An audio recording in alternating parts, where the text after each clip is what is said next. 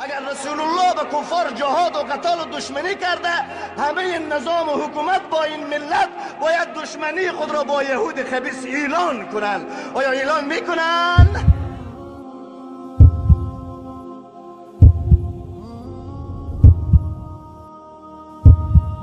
والله رب کعبه قسم، سیاست مدار هم میداند که یهود دشمن است، غلام هم میداند که یهود دشمن است، انسان جاهل و احمق هم میداند نصارا دشمن است. آن کسانی که 70 سال می شود به میانمار به مسلمان ها اجازه حج بیت الله ندادند، آنها دوست ما هستند. آنهایی که 38,000 مسلمان به یک روز مواد شیمیایی زدن و سوختوندن، حقوق بشر لعنتی کجا بود که از فرزندان مسلمان ها دفاع کند؟ آیا در میانمار کو در برما سال گذشته اطفال را پست نکردن زنده؟ اطفال را نسوختوندن؟ اطفال را از در شمشیر تیر نکردن؟ کجا بود؟ همون پروژه به سر افغانستان روان هست، همون مفکرین و مدبرین امقهای بین المللی پروژه های به سر ملت افغان بازی میکنن. ما دهشتگر و وحشتگر نیستیم، ما افراطی نیستیم، ما میخوایم عامل به کلام الله و بنده مسلمان و مؤمن و با ایمان از دنیا بریم. آیا رسول الله صلی الله علیه و سلم در غزوه بنی قریظه با یهود چی رفتار کرد؟ چرا انقدر انسانها را از در شمشیر بیرون کرد؟ محمد رسول الله، محمد فرستاده الله است و کسی که به نبوت و به جهاد و به دعوت و به توحید رسول الله ایمان نداره، اون کافر بین المللی است. با این کس شک و شبه نداره. بخونه 1000 سال نماز بخونه، بگه 1000 سال کلمه بگه 1,000 میلیون دلار انفاق بکنه، باید زندگی 23 ساله رسول الله ایمان داشته باشه. والذین معه اشداء علی الکفار، اصحاب رسول الله تاجیک و ترکمن و ازبک و پشتون، شافعی و مالکی و حنبلی، تبلیغی و وهابی و سلفی نام نداشتند. اصحاب رسول الله بین خود تشدد نداشتند، بین خود تکفیر نداشتند، بین خود مناقشه و مجادله نداشتند، بین خود بغض نداشتند، در علیه کفار خیلی شدید بودند. آی ملت اسلام، بیایید همه‌تون دشمنی خود را در علیه یهود خبیث اعلان بکنید، بیایید همه‌تون دشمنی خود را در علیه نصارای پلیت اعلان بکنید، بیایید همه‌تون دشمنی خود را با دشمن الله و رسول اعلان بکنید. نکنیم امت را از این پیشتر چکه چکه نکنیم، این امت بیچاره را دیگه پارچه پارچه نکنیم. یکی از انرژی ها و خواسته های دشمنان دینمون همین است که ملت فرق شود، چکه چکه شود، به سمت و قبایل تسلیم شود. باید یک ملت واحد بوده باشیم، در علیه کفار سختگیر بوده باشیم.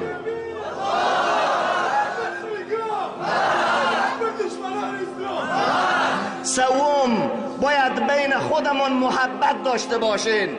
محبت زبانی نه، به زبان نه، باید از دل محبت داشته باشیم.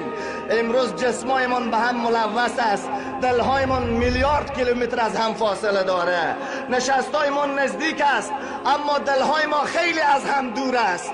باید دلها را نزدیک بکنیم.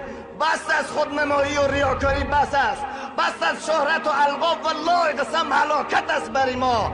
بیاییم که یک کمانک مخلص بشیم. اصلا قرآن کلام الله است، قابل کم کردن و زیادت نیست. نبوت و 23 سال دعوت و ارشاد و جهاد و قتال رسول الله میار کم کردن و زیادت کردن نداره.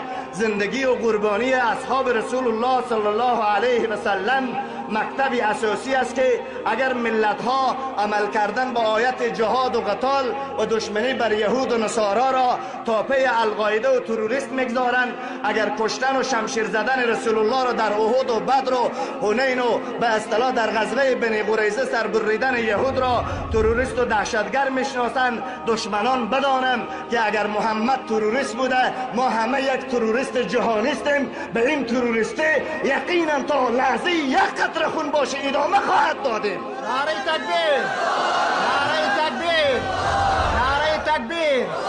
زنده باد اسلام، زنده باد پاسداران اسلام، مرگ به دشمنان اسلام، مرگ به دشمنان محمد.